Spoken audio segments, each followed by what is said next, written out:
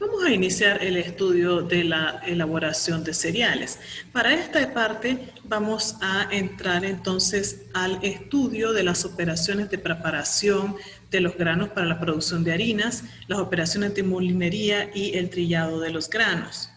Ahora bien, la estructura que nos interesa en el caso de los granos es, nosotros tenemos un grano que normalmente está compuesto por una cascarilla y después de eso una cubierta o envoltura externa. Estas estructuras son ricas en celulosa, hemicelulosa, ligninas, pues básicamente en fibras y también vitaminas.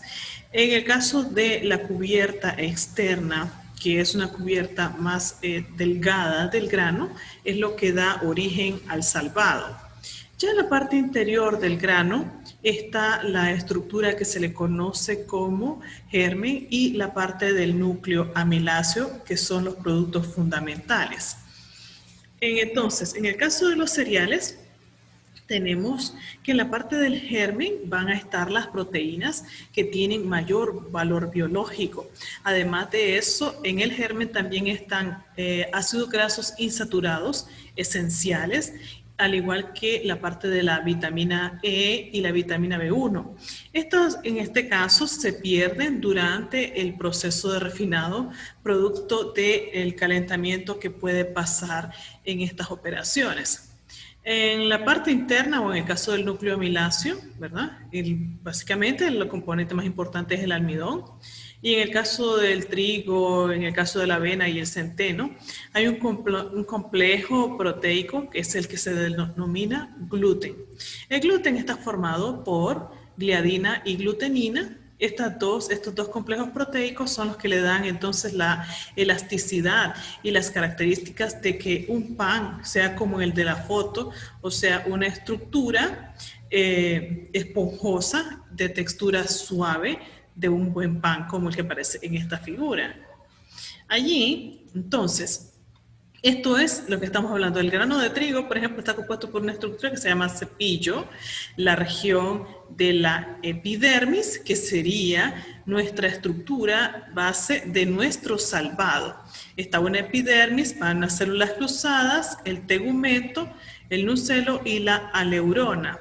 Después de estas capas, ¿verdad?, que se van retirando durante el proceso de molienda, está la parte del endospermo que constituye nuestro cuerpo harinoso, y plegado al grano está la estructura del germen de trigo.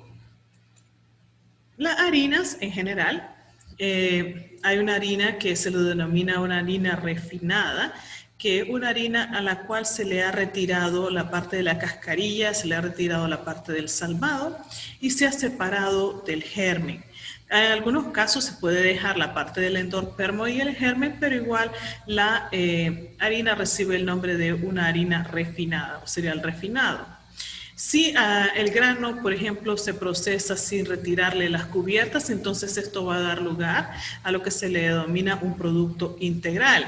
En el caso de los productos integrales, obviamente, como son productos que proceden de un grano íntegro, entero, presentan un mayor contenido en el caso de fibras, carbohidratos y vitaminas del complejo B. Ok, estudiemos ahora la parte del trigo y uno de los aspectos más importantes, que es la proteína, el complejo del gluten. En el caso del gluten es esta estructura ya formada.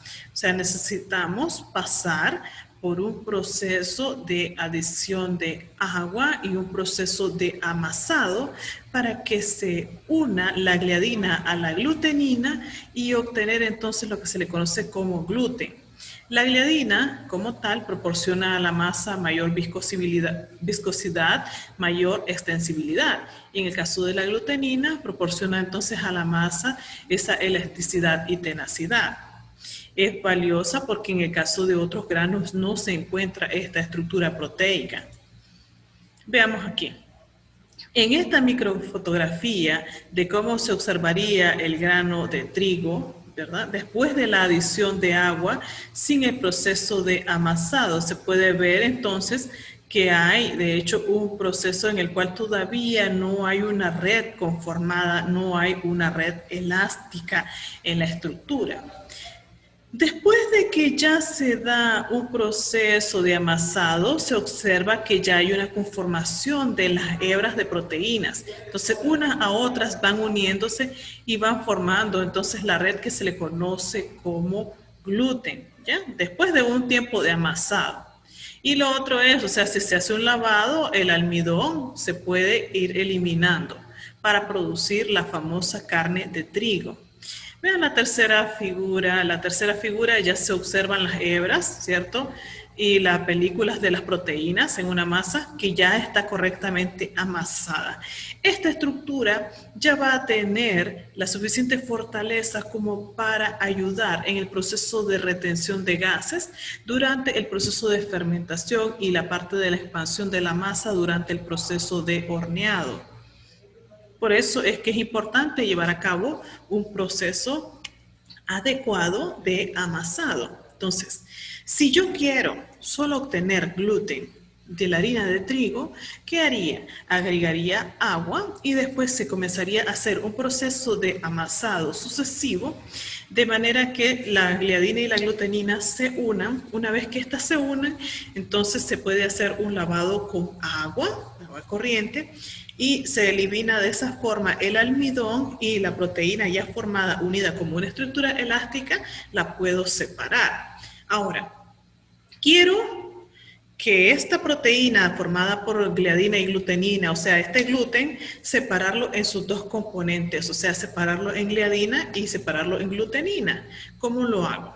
Ahora que ya tengo solamente el gluten libre de almidón, lo puedo utilizar etanol con 70%, ¿verdad?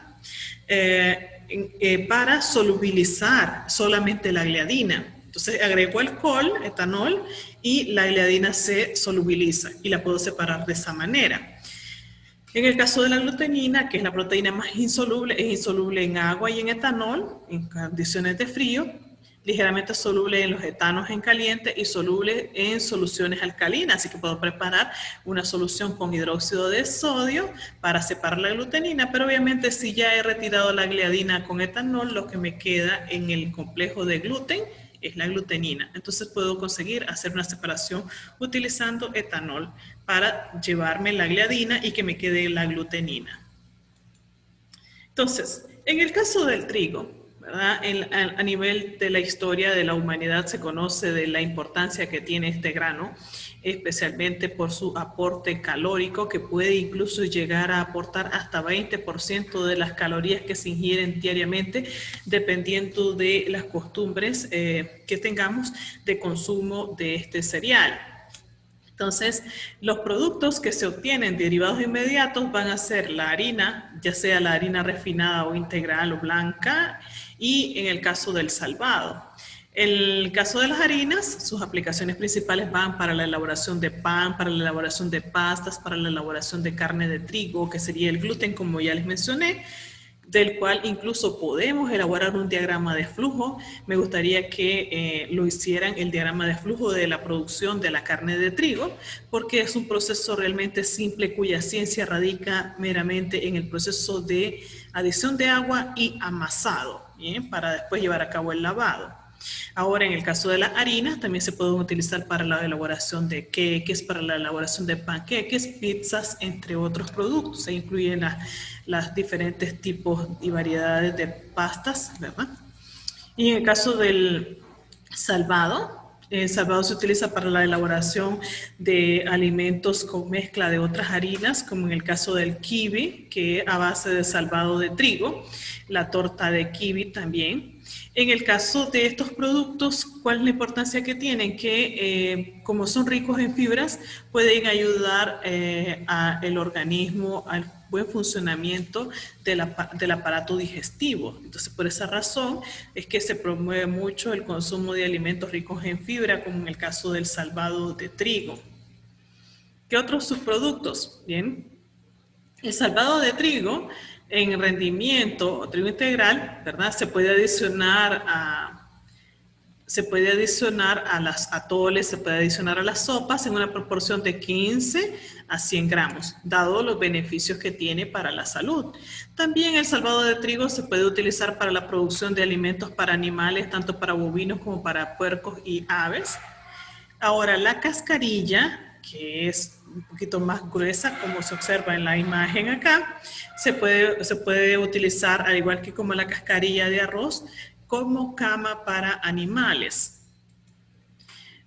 ¿Cómo comienza el proceso? El proceso comienza en el campo, en un proceso de separación de los granos de la paja mediante el trillado. Se realiza con una máquina, aquí se observa la figura, ahí está un tractor que va haciendo la recogida del trigo y haciendo la colecta y luego haciendo la separación de los granos de la paja. Los granos como tal tienen que estar secos para que se facilite el desprendimiento de las espigas. Y después del trillado, los granos pasan por una tamizadora. Aquí se puede observar un equipo de tamizado. En ese se elimina todo lo que son pajas, piedras, palos, terrones y semillas extrañas. Y se obtiene entonces el grano de trigo limpio. Eso en la parte de post cosecha. Ya los granos limpios, ¿verdad? Se van a llevar hasta un contenido de humedad inferior a 13%. ¿Por qué? Porque el caso, por ejemplo, de que la humedad caiga mucho más, ¿verdad? Puede tener problemas del quebrado del grano. Además de eso, los granos secos permiten también protegerlo de las infecciones por mohos, al igual que se tiene que controlar en la parte del manejo de plagas para evitar que haya infestación de gorgojos y de polillas. De manera que en condiciones, en un silo como este modelo que aparece acá, se pueden almacenar hasta 12 meses. Este silo que aparece acá es un silo que te sirve tanto para almacenamiento como para secado de los granos. Los granos en este caso están sobre una parrilla con orificios. En la parte inferior del silo se va a estar soplando aire, ¿verdad? Sobre esa parrilla perforada, permitiendo que haya una retirada de la humedad y que la humedad salga de los granos. Una vez que se logra conseguir un porcentaje de humedad en este rango, entonces podemos decir que ya podemos cerrar la estructura y ya tener nuestros granos secos. En el caso de los porcentajes de rendimiento en el cultivo del trigo, está entre 1.500 y 2.500 kilogramos de granos por hectárea en cultivos irrigados. Ahora, en planta, ¿qué nos interesa? El trigo, ¿verdad? Tiene que ser guardado en condiciones adecuadas de higiene, de temperatura y humedad para poder garantizar la calidad del producto final. Si tenemos un grano si tenemos un grano que tenga infestaciones con ocratoxina, entonces vamos a tener un problema, ¿verdad? Entonces, en ese caso, productos que presenten daños de este tipo se van a tener que ser rechazados. Entonces, uno de los primeros análisis será ir a verificar si hay presencia de micotoxinas en los granos y evaluar las condiciones de humedad en las que lleguen a la planta. Si el producto se acepta, se procede a las siguientes operaciones. Procede a la limpieza y acondicionamiento. Dado que el producto procede del campo y aunque haya pasado por un proceso de tamización, la industria se encarga todavía de eliminar impurezas, las semillas extrañas, tierra, arena, en general, ¿verdad? Porque en el caso de la industria, estos tipos de impurezas pueden causar daños a los equipos y afecta al producto final. Así que después de que se haya realizado la limpieza del grano de trigo, el trigo se acondiciona como mínimo por 18 horas. ¿Qué cosa es el acondicionamiento? El acondicionamiento es humectar el grano, de manera que se le aumenta el contenido de humedad, ya no va a ser de 13%, sino que se le va a aumentar a un 18 a 20% el contenido de humedad. Entonces, se va a aumentar el grano durante 18 horas para que el grano aumente su contenido de humedad. ¿Eso para qué? Para facilitar la separación del salvado de la parte del endosperma durante la molienda. Ok, la molienda. La molienda del grano de trigo no es una operación simple así, ¿verdad? ¿Por qué? Porque hay una serie de divisiones o de fraccionamientos del grano que van seguidos de tamizado y luego el producto, el rechazo pasa de nuevo a trituración, el producto con finos pasa al siguiente molino y así sucesivamente. De manera que los diferentes molinos se pueden ubicar en serie, ¿ya? En el caso de los molinos son de rodillos o de cilindros que se sitúan progresivamente unos próximos a los otros.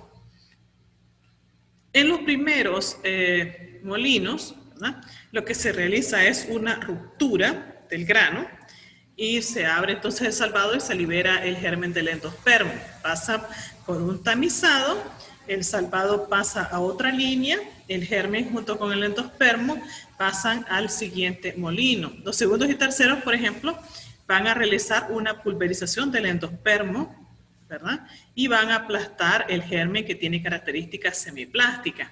Siempre va a haber un juego de tamices situado debajo de los primeros juegos de cilindros para eliminar, ya sea en el caso de los fragmentos de salvado y el germen aplastado, ya que la harina como tal del germen de trigo presenta características valiosas en el mercado debido a que es rica en proteínas y es rica también en lípidos. Entonces, en ese sentido, esto constituye una harina que se conoce como corazón de trigo, que se puede utilizar incluso para la producción de productos culinarios de alto valor. El endospermo, en el caso, el endospermo pulverizado en los cilindros, ¿verdad?, este continúa a ser triturado aún más hasta obtener un producto más fino para asegurar entonces la calidad de la harina. Aquí se observa la imagen de los molinos, en este caso el sistema de alimentación, y en este tambor, en la parte interna, están los rodillos allí girando para hacer la trituración de los granos. Seguidamente tenemos entonces un diagrama de flujo acá. En ese diagrama de flujo, ¿qué podemos observar? Observen que en el caso del trigo, entonces pasa por una operación de quebrado inicial, ¿cierto? En esta parte, entonces, estábamos hablando de que se separa el salvado del cuerpo del endospermo y pasa entonces también el germen aplastado, pasa a una segunda molienda y así sucesivamente para asegurar la calidad del producto final. El diagrama de flujo de la producción de la harina, en este caso si lo miráramos de una forma simple, sería entonces el trigo almacenado pasa por un proceso de limpieza, bien, de aspiración de polvos finos, un proceso de lavado, centrifugación de los granos, y de allí de la centrifugación pasa al acondicionamiento en los silos. Entonces, para asegurar un contenido de humedad próximo al 20%, pasa a la trituración de los granos. Los granos entonces, en la parte del endospermo, pasa a un proceso de purificación seguido de una trituración completa y se almacena la harina. Ya en el caso del salvado, el salvado pasa a un almacenamiento de la primera quiebra, el germen pasa a un almacenamiento del germen, pero como ya hemos dicho, el germen también puede pasar por una molienda sucesiva para obtener una harina de germen de trigo. Este diagrama nos muestra las relaciones entre los porcentajes de proteína, el tipo de trigo y la dureza y utilización final. Aquí vamos a observar en la escala de 7 a 15% de contenido de proteína. Si el trigo contiene entre 7 a 10% de proteína, se le conoce con el nombre de trigo suave. Si el caso de el trigo contiene entre 10 a 13%, se le conoce como trigo duro de invierno. Del 13 al 15% están los trigos durum. Entonces, los trigos durum son adecuados para la producción de pasta, bien, para la producción de pan y para la producción de pan de granos enteros en esta línea. Para la producción de pan blanco, el pan blanco debe de ser producido con un trigo que va con un contenido de proteínas entre 11.5% de contenido de proteínas hasta 14% para la producción de pan blanco. ¿Por qué es tan importante la parte del contenido de proteínas? Porque esa estructura es la que retiene el dióxido de carbono en el pan. Entonces nos interesa tener una estructura que sostenga mi dióxido de carbono en el pan que produzca. Ahora, la harina para todos los propósitos puede andar entre casi 12.5% de contenido de proteínas hasta un inferior de aproximadamente 8.5% de proteína. Para la producción de los macarrones tipo noodles, en ese caso vamos a tener un producto de 9.5 a casi 11% de contenido de proteínas. Ya las galletas crackers, aquellas galletas que no se inflan y que tienen aquellos hoyuelos en su estructura, esas galletas van a ser elaboradas de una harina de trigo con un contenido de proteína entre 7.5 y 11%. Las otras galletitas tipo cookies, como en el caso de las Chips Ahoy, por ejemplo, pueden andar en un contenido de proteínas de 7.5 a 9.5. Y en el caso de las tortas para pasteles en general, como nos conviene que la estructura sea suave y esponjosa, los contenidos de proteínas deben de andar entre 7 a 8.5% para ser aptos para ser utilizados en este tipo de industria. En el caso de las clases de trigo, las clases de trigo, por ejemplo, como el trigo blando, es un trigo entonces que es adecuado para la elaboración de bizcochos dulces, productos de confitería, pizza y pastas caseras. ¿Cómo determino, verdad, que es un trigo blando? Hay dos pruebas, una que se le conoce como alveografía y el número de caída en segundos. En el caso de la prueba de alveografía, el valor va a andar en torno de 50 y en el caso del número de caída de 200 segundos. En el caso del trigo durum, que es un trigo utilizado para la producción de pastas alimenticias, el valor del número de caída en segundos debe de andar alrededor de 250. En el caso del trigo mejorador, que son trigos utilizados para la producción de galletas crackers y pan de forma o para hamburguesas, ese trigo mejorador debe andar en alveografía alrededor de 300 y en el número de caída en segundos mínimo de 250. Hablemos de esas pruebas. Entonces, en relación a las pruebas que se realizan para el grano de trigo, está la prueba de alveografía y el índice de caída. La alveografía en general es un equipo como el mostrado en esta figura, en el cual se considera qué tanta tenacidad y qué tanta extensibilidad tiene la masa. Y se considera el parámetro W, que indica la fuerza o trabajo mecánico que va a ser necesario para expandir la masa. Entonces, ¿qué es lo que se hace? Se prepara una masa de harina de trigo con agua, ¿verdad? Esa masa bien amasadito, después de ese producto bien amasadito, se coloca en el equipo y el equipo inyecta aire e infla la masa en función de la fuerza necesaria para que esa masa se expanda, ¿verdad? Se registra en el equipo y eso es lo que se mide en el alveógrafo. Ya el índice de caída es entonces lo que se hace es determinar la actividad de la enzima alfamilasa. De manera que se miden 7 gramos de trigo. Después eso se coloca en este aparato que se le llama aparato Falling Number. Ese aparato entonces la muestra colocada aquí mide cuánto es el tiempo que demora en caer el aparato hasta el fondo, ¿ya?